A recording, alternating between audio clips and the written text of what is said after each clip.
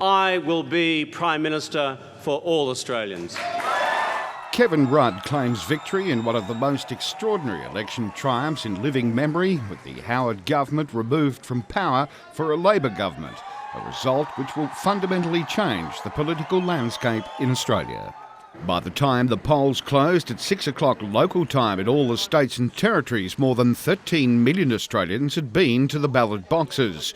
But the bad news for the government began even before the polls closed, with the Sky News exit poll predicting a Labor victory. You're confident on these figures that Labor has won the election? Very likely that Labor has won this election. Possible that it would be close, equally possible it would be by a significant margin, like a very big margin, more likely somewhere in the middle, something to the order of 30-odd seats for Labor. And as soon as the early results started filtering in, it was clear the national swing to Labor was well and truly on. The swing's definitely on. It's just a question of whether it's sustained and whether it's uniform.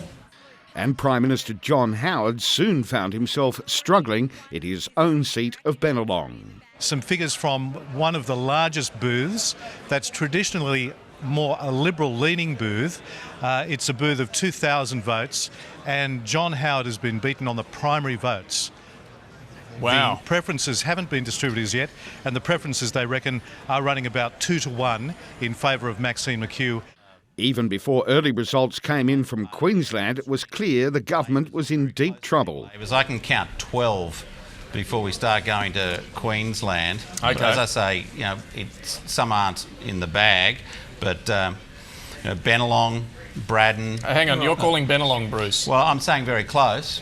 Barely 2 hours after the polls had closed in New South Wales and Queensland, former Labor Prime Minister Bob Hawke was confident enough to call a Labor victory on Sky News. I think Labor has won.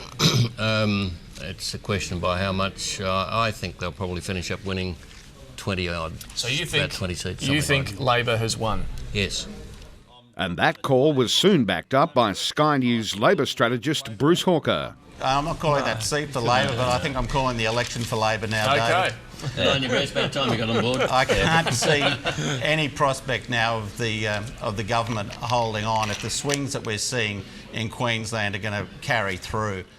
Former opposition leader Kim Beazley told Sky News the result wasn't even in doubt before the results came in from his home state of Western Australia. I think we have reached a point now in the count where plus or minus 1 or 2 in Western Australia is not going to change. So you'd be calling it now as well? I'd say that the Labor Party... Welcome aboard.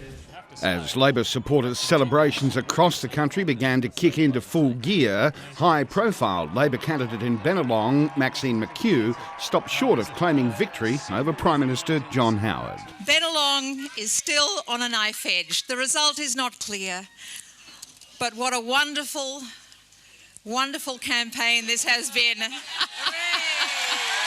With the numbers clearly against him, in the end, Mr Howard had no option but to concede defeat. A few moments ago, I telephoned Mr Kevin Rudd and I congratulated him and the Australian Labor Party on a very emphatic victory. We love you, George! We love you, Johnny! Now, this is a great democracy, and I want to wish Mr Rudd well. He assumes the mantle of the 26th Prime Minister of Australia.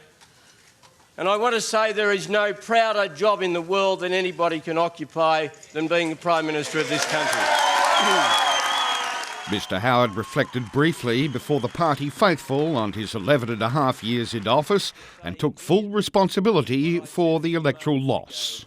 I leave office as Prime Minister of Australia with our nation prouder and stronger and more prosperous than it has been. But I accept full responsibility for the Liberal Party campaign, and I therefore accept full responsibility for the Coalition's defeat in this election campaign.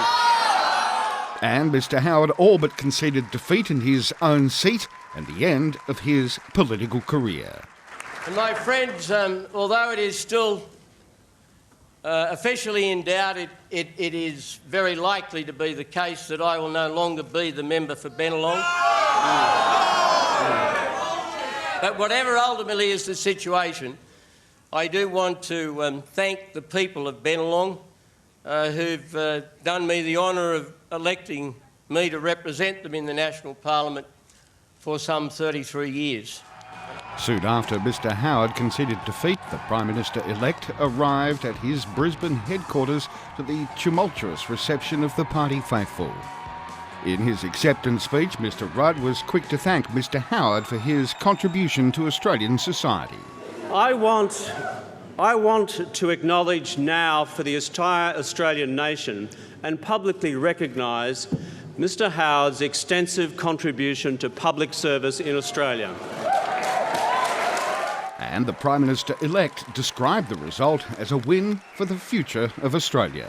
The task ahead will not be an easy one. I understand that. I grasp that. But this government that I will lead will work with energy and determination and vigour and with fresh ideas to embrace each of these challenges and to prosecute this agenda for work for the nation. Ian Craven, Sky News.